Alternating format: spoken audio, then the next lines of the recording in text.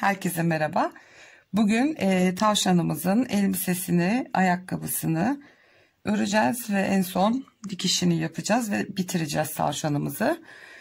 Ben şöyle pembe, gül kurusu pembe gibi bir ip, koton iplik, onunla öreceğim bu sefer. Tığım yine 2.20 milim. İsterseniz tavşanımızın elbisesine başlayalım.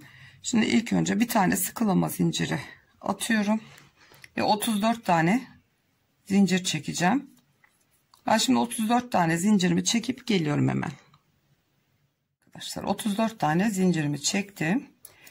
Şimdi geriye doğru 10 tane zincir sayıp 11.'ye batacağız.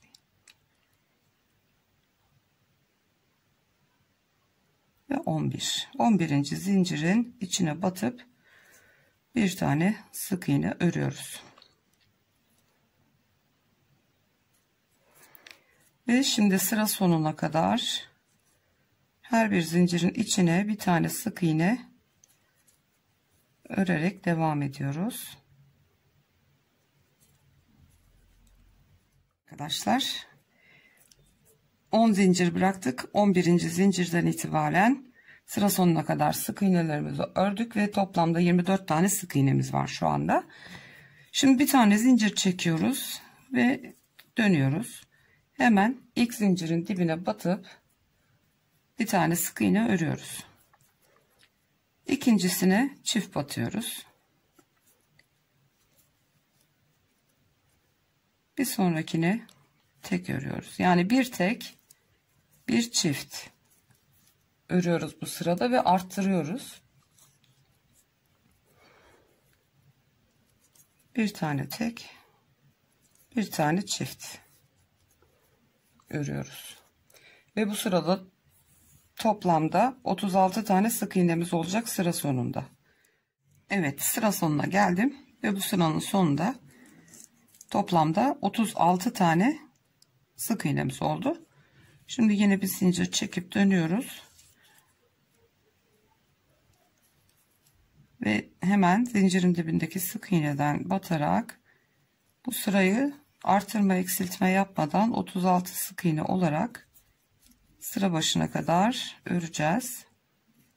Geldim ve bir sıra sık iğnelerimi ördüm. Şimdi tekrar bir zincir çekip dönüyoruz ve bu sırada hemen dibinden batarak başlıyorum. Yine 2 tane tek örüyoruz, bir tane arttırıyoruz.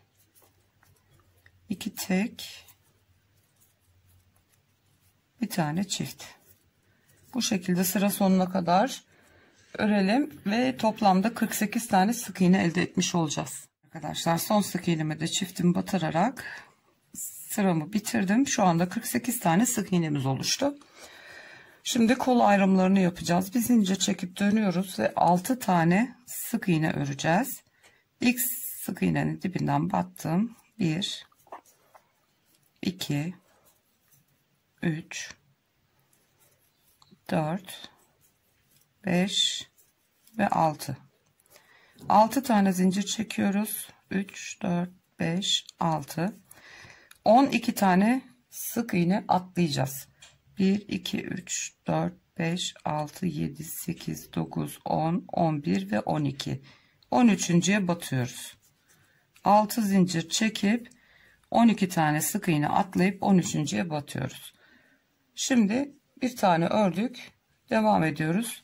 2 3 4 5 6 7 8 9 10 11 ve 12 tane sık iğne ördük.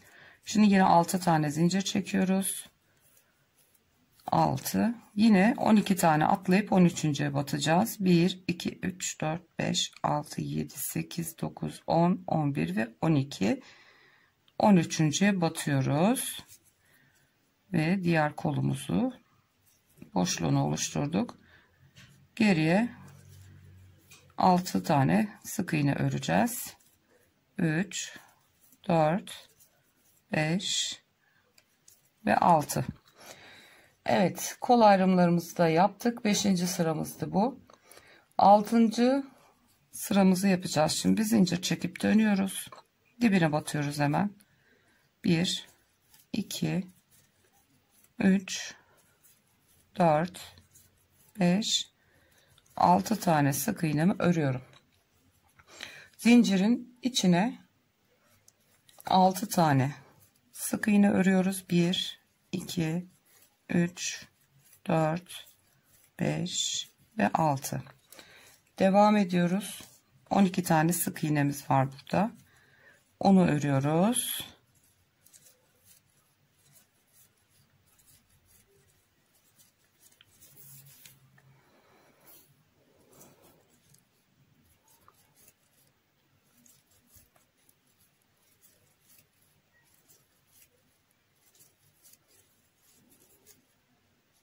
Ve 12. sık iğnem.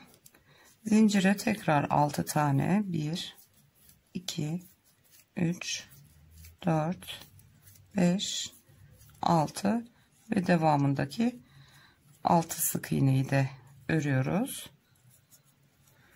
Ve toplamda yine 36 tane sık iğnemizi oluşturmuş olduk. Evet, sık iğne örmemiz bitti. Şimdi 2 tane zincir çekiyoruz. Artık ikili trabzana geçeceğiz.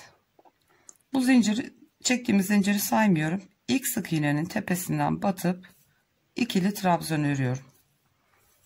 Aynı sık iğnenin içine 2 tane trabzan ördüm.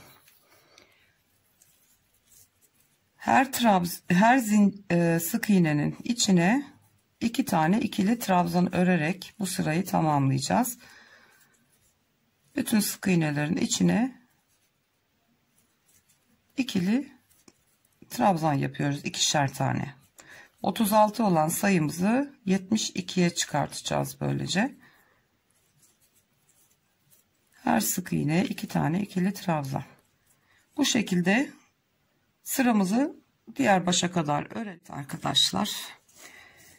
Her sık iğneye 2 tane ikili trabzan örerek 36 olan sayımızı 72'ye çıkarttık. Şimdi bu sırada elbisemizin arka kısmını birleştireceğiz. Şu zincir değil, yanındaki trabzanın tepesine batıyorum ve kaydırma zinciriyle birleştiriyorum. 2 tane zincir çekiyorum ve aynı noktaya tekrar batıp ilk trabzanımı yapıyorum oraya. Zinciri saymıyoruz. Şimdi her trabzanın tepesine birer tane ikili trabzan örerek 72 tane trabzanı tamamlayacağız. Şu anda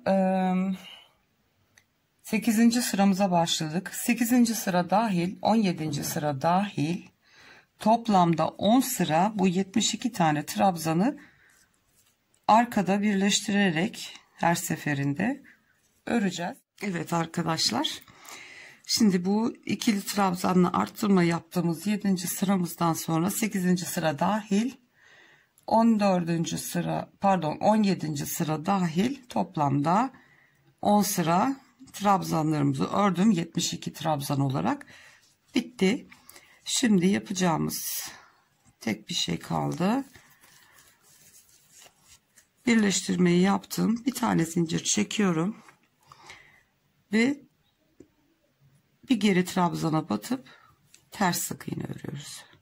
Böyle düz ilerlemiyoruz, geriye doğru gidiyoruz. Her trabzanın tepesine batarak bir sıra ters sık iğne öreceğiz ve elbisemiz bitecek. Bir tane trabzan geri gidiyorum ve ters sık iğne örüyorum. Bu şekilde elbisemizin eteğini dönelim. Evet arkadaşlar, sonuncusunu da yaptım. Şimdi ipliğimi kesiyorum. Tığımdan çıkartıyorum ipi ve bunu arka tarafa gizleyeceğiz. Bu şekilde sanki bir bütünmüş gibi olacak. Şimdi şu ilmeklerin arasına bunu şu şekilde sağlamlaştıracağım. Bakın hiç belli olmuyor. Düğümü sıkıştırayım. Bir kere daha yapayım. Sağlam olsun.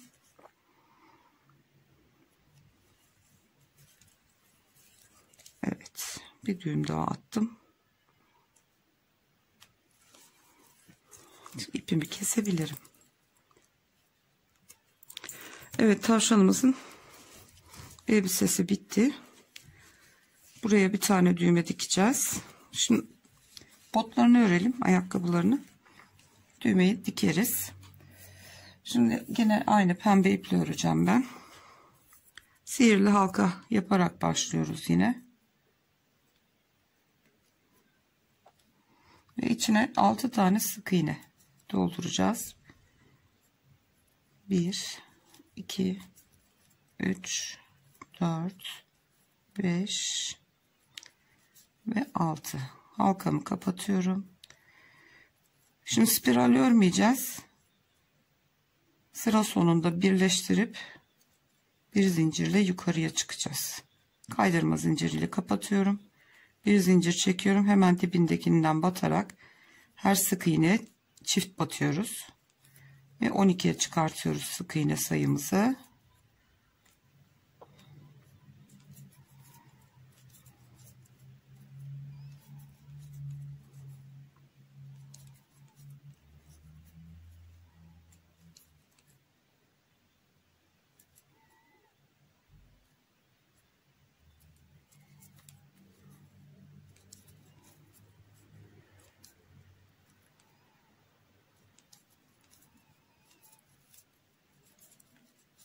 Evet, 12. sık iğnemi de ördüm. Şu ipimi biraz daha çekeyim. Yine baştaki sık iğneye kaydırma zinciriyle bağlıyorum. Bir zincir çekiyorum. Bu sırada bir tek bir çift öreceğiz ve 18'e çıkartacağız. Bir tek bir çift.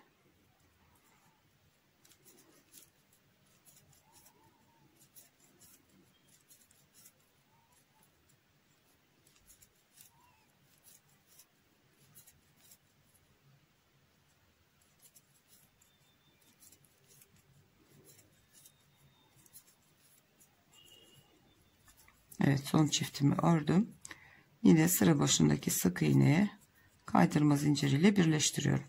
Bir zincir çekiyorum. Şimdi iki tek bir çift öreceğiz ve 24'e çıkaracağız sık iğne sayımızı. 3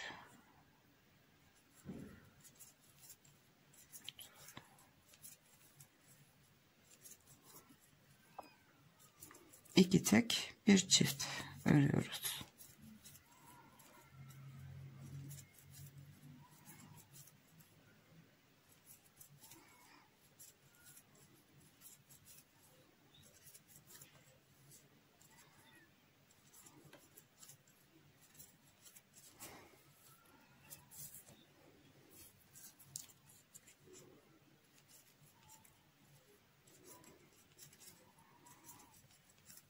Evet, iki tek bir çift ördüm ve birleştiriyorum yine.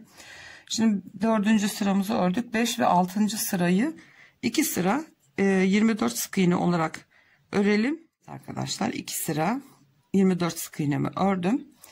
Ve şu anda 6. sırayı ördük, bitirdik. Şimdi 7. sıramızda eksiltme yapacağız. Şimdi bir zincir çektim, yukarı çıktım. 1 2 3 4 5 6 7 8 9 tane sık iğne örüyoruz ve şimdi 3 tane arka arkaya kesme yapacağız. Şimdi şöyle ilkini kesiyorum. Hemen devamında bir tane daha kesiyorum ve bir tane daha, peş peşe 3 tane kestik. Şimdi 9 tane sık iğne kaldı burada. Onu sıra sonuna kadar öreceğiz yine. 1 2 3 4 5, 6, 7, 8 ve bu da sonuncusu 9. Sıra başına birleştiriyorum yine kaydırma zinciriyle. Bir zincir çektim. Şimdi yine 9 tane hemen dibinden batarak başlıyoruz. 1, 2, 3, 4, 5. Ayakkabımızın burun kısmını yapıyoruz. 6, 7, 8 ve 9. Şimdi burada bir tane M yapacağız. Yani 3 ilmeği bir kere de keseceğiz. Altta kestiğimiz 3 ilmek burada. Şimdi hepsini tek tek alıyorum. Birincisini normalde böyle 2 tane alıyorduk. Bunda 3 ilmeği birlikte alacağız. Ve keseceğiz bir kere de.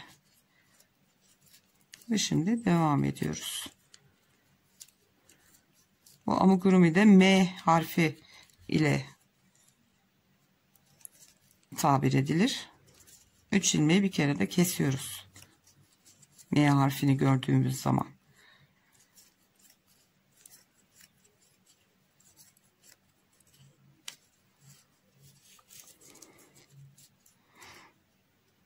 Kalan 9 sık iğnemi örüyorum gene. Evet. 8. sıramızda yaptık. Ve ayakkabımızın burun kısmını kesmiş olduk. Şimdi 9, 10, 11 ve 12 4 sıra kalan 19 tane sık iğnemizi 4 sıra örüp gelelim. Evet, 4 sırayı ördüm. 2, 4 sıra. Şu anda 12. sıradayız. 13. sıramızda da ters sık iğne öreceğiz. Birleştiriyorum yine sıra başını ve bir zincir atıyorum.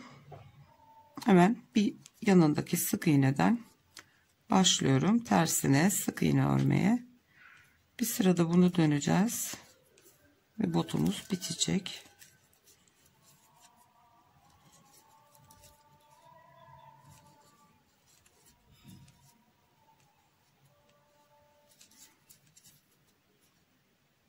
Siz dilerseniz bu ters sık iğneleri farklı bir renkte kullanarak yapabilirsiniz.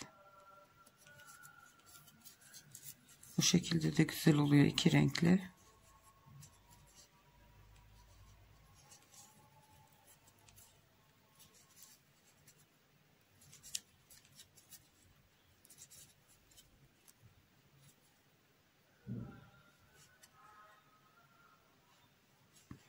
İpin katı ayrıldı.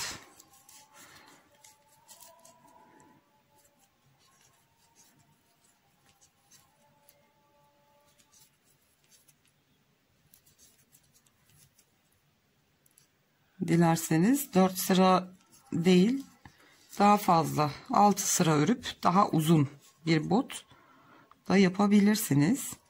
Tamamen hayal gücü.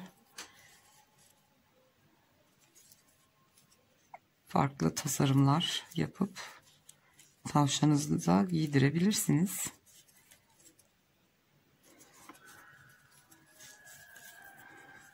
Evet, sonuna geldim.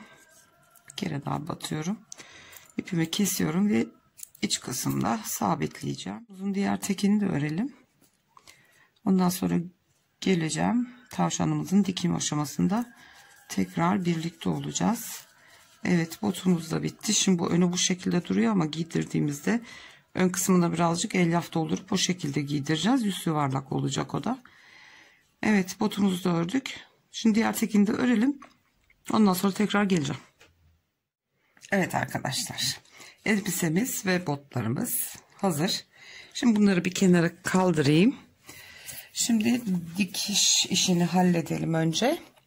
Ondan sonra kıyafetlerimizi giydirir. Şimdi kulaklarımı alıyorum. Bu arada gövdeye ben teli ittirdim. Tam en alt kısma kadar oturdu. Bu kısımda kafada kalacak. Onu da yerleştirdim ve şu içindeki boşluk olan yerlere elyaf takviyesi yapacağım. Böyle boş görünmesin diye. Kollarımız da burada.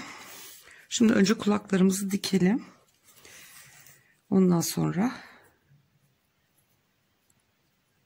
kafamızı dikeriz gövdeye. Şimdi iğnemi ipe geçireyim.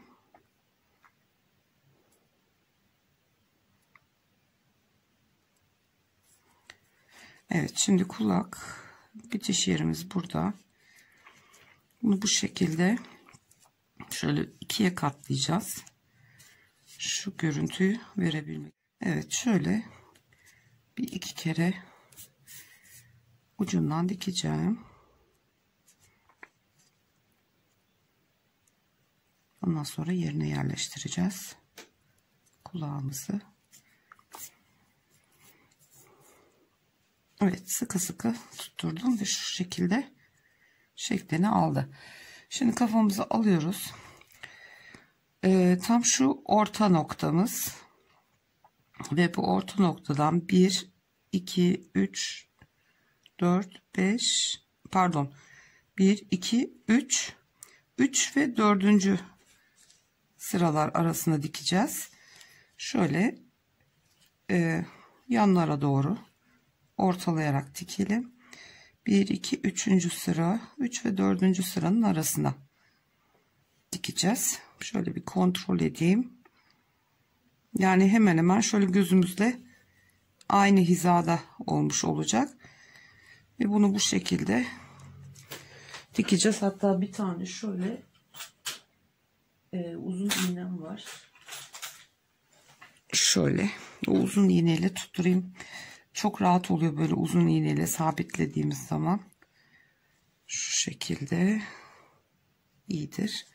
Şimdi bu iğneyi buradan böyle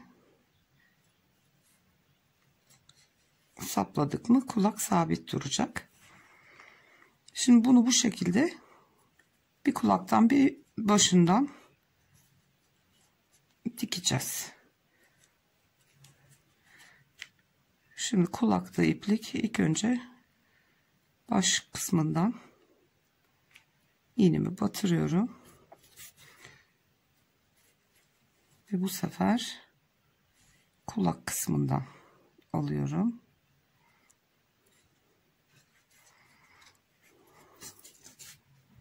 Şöyle çekiyorum ipi iyicene sıkı sıkı dursun diye. Yine bir baş kısmından batıyorum. Eğer böyle tek iğneyle şey yapamıyorsanız arkasından bir iğne daha şu kısma batırıp sabit tutabilirsiniz. Evet, baş kısmından aldım. Şimdi kulak kısmından ilk sıradan sık iğneden şu şekilde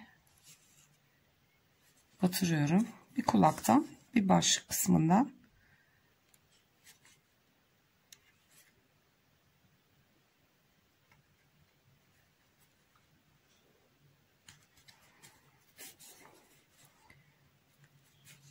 yine bir tane kulaktan alacağım. Bir tane baş kısmından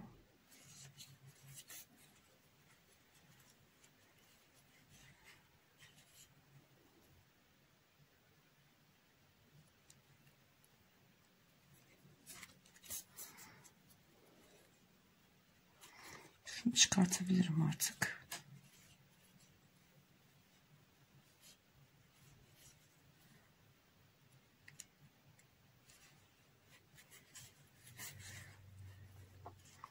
Evet, gördüğünüz gibi kulağımızı yerine monte ettik. Şimdi şuradan bir kere daha batayım.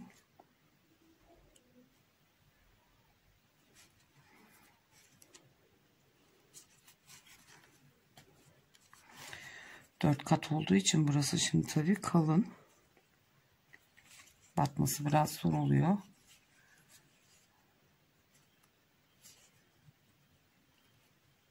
Evet.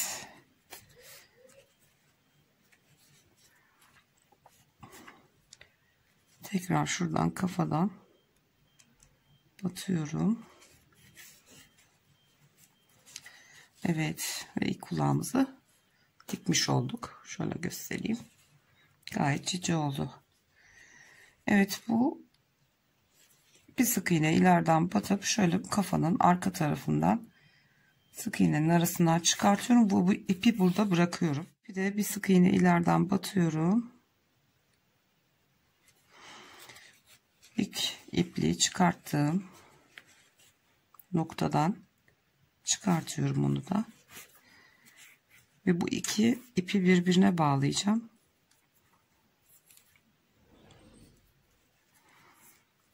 Şöyle 3 kere düğümleyeyim. Ve kesiyorum. Şu iğnemin arkasıyla ya da makasla içine gizledim. Sağlam olsun diye bu şekilde düğümlüyorum. Evet, kulaklarımız tamam. Şimdi bu kafayı gövdeye geçirmeden önce şu kenarlardan birazcık elyaf takviyesi yapmak istiyorum. Evet. Şimdi kafadaki ipi iğneme takıyorum. Pardon, gövdedeki.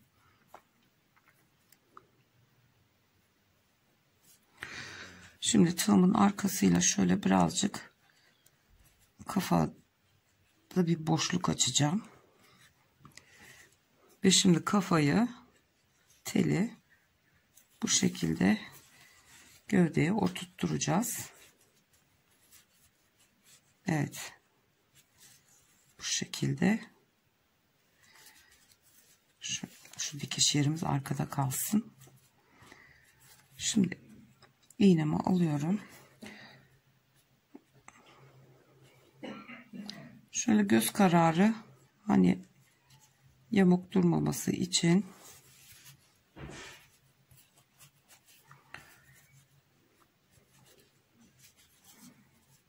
böyle iyidir herhalde. Evet. Şimdi tutuyorum elimde. İpimiz gövdede. Şimdi kafadan şöyle ilk sıradan bir tane sık iğneden hemen tutturuyorum.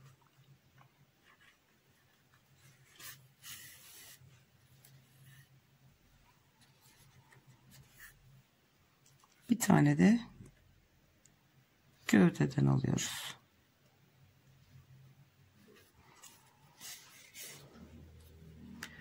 Kafada çıktığımız noktadan batıyorum. Bir ileriki sık iğnenin boşluğundan çıkıyorum. Gövdede de aynı şekilde çıktığım yerden batıp bir sonrakine çıkış yapıyorum. Bakayım düzgün gidiyor mu? Evet. Tamam, dikebiliriz artık. Buralarda daha boşluk var. Şimdi tam kapatmadan oralara birazcık daha elyaf itelim ki boynumuz düzgün dursun. Evet, dikmeye devam edelim. Şu ilmeklerimi sıkıştırayım. Gövdede kalmışım. Kafadan alıyorum.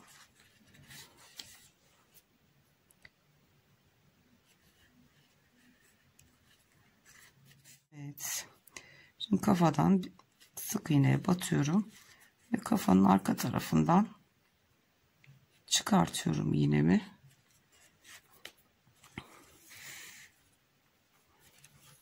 Şurada bir tane düğüm atayım.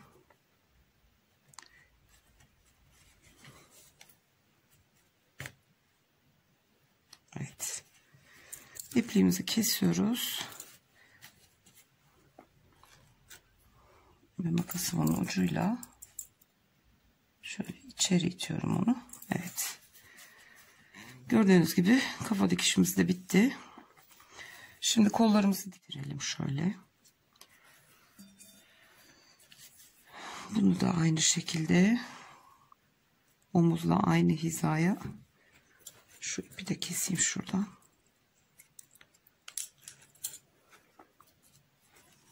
Bacakla aynı hizada ve 1 2 3 4 5. sıraya tutturacağız. Başlayacağız. İpin ucu arkada kaldı.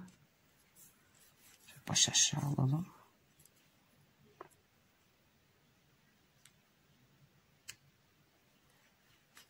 Evet, gövdeden alıyorum ilk ilmeğimi ve iğnemi. Şimdi gövde koldan yukarıya doğru çıkartıyorum.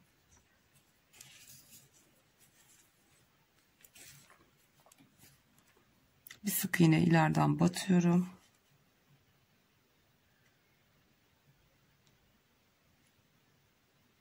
Bir sık iğne ileriden çıkartıyorum, alttan, gövdeden.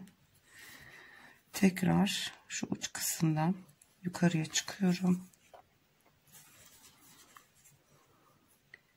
Gövdeye batıyorum. Bir kere daha geçeyim şöyle üstünden.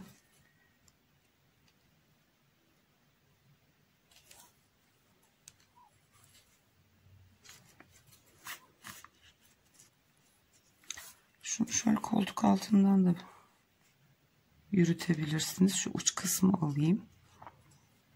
Kalkık durmasın. Tekrar batıyorum. Bir kere ön tarafa geçiriyorum. İpliği yürütüyorum öyle ki sağlam olsun, hemen sökülmesin. Bir sık iğne ileriden batıp arkadan çıkıyorum. Kolun arka tarafından. Bir sık iğne alttan ya da yanından batıp diğer ipliği çıkarttım. Sık iğnenin içinden çıkıyorum.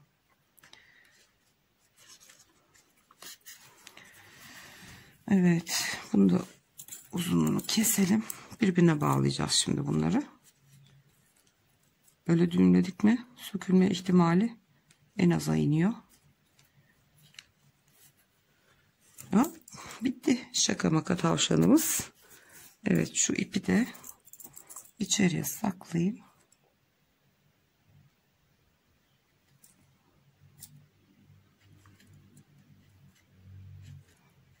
Evet.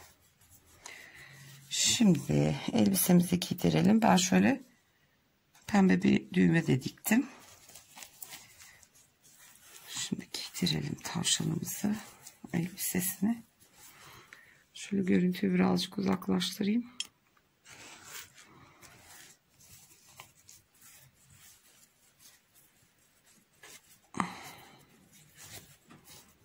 Çok cici oldu.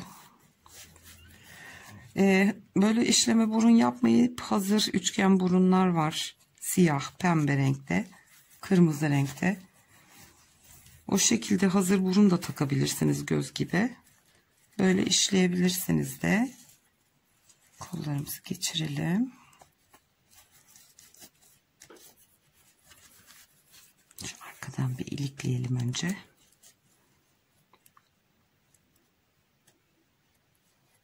Evet. Elbisemizi giydik. Ayakkabılarımızı da giydirelim. Ayakkabıların şu uç kısmına, şu kestiğimiz yer var ya, orayı böyle yuvarlayabilmek için şöyle birazcık elyaf dolduralım. Ayakkabıyı böyle diklemesine sokacağız ayağını. O yüzden şu ön kısmı birazcık dolduralım elyafla. Ondan sonra giydirelim. Botumuzu düzgün dursun. Evet. Bakın. Yani şu girintili çıkıntılı görüntü elyaf koyunca ön kısmına fazla belli olmuyor. Buna da aynı şekilde birazcık elyaf koyacağım.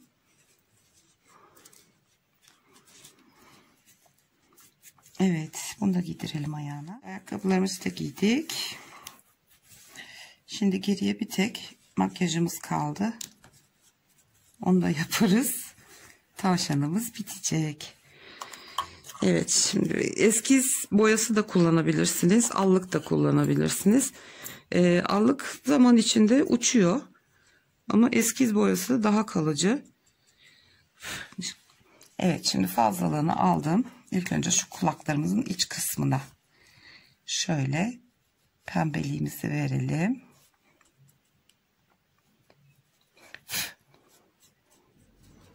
Şöyle güzelce her tarafına.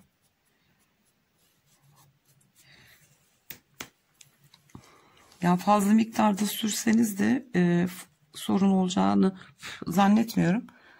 Çünkü uçuyor zamanla. Fotoğraf çekimlerinde yoğun bir şekilde olduğu zaman bu allık kısımları daha güzel çıkıyor fotoğraflarda. Şöyle ikisini eşit şekilde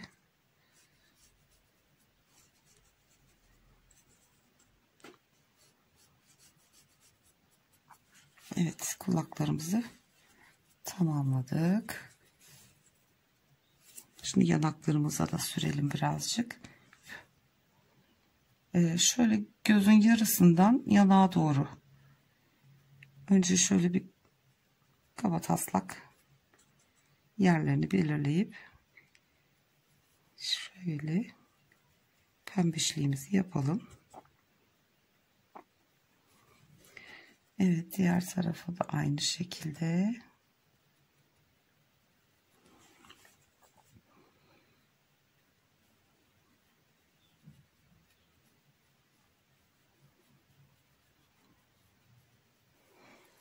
Eskiz boyaları hem pahalı hem de çok zor bulunuyor.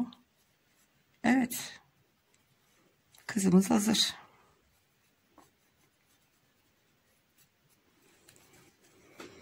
Evet arkadaşlar, şöyle enlemesine koyayım. Kadraja sığmıyor çünkü. Gördüğünüz gibi tavşanımız bitti. Elbisemiz, botlarımız, dediğim gibi etek uçlarını farklı bir şey yapabilirsiniz. Kafasına kurdele örebilirsiniz. Evet, bu iki cicişi yan yana bu şekilde koyalım. Bu videomuzda arkadaşlar bu kadardı. Sonunda bitirdik. Bölüm bölüm. Başka bir videoda görüşünceye kadar kendinize çok iyi bakın. Hoşça kalın.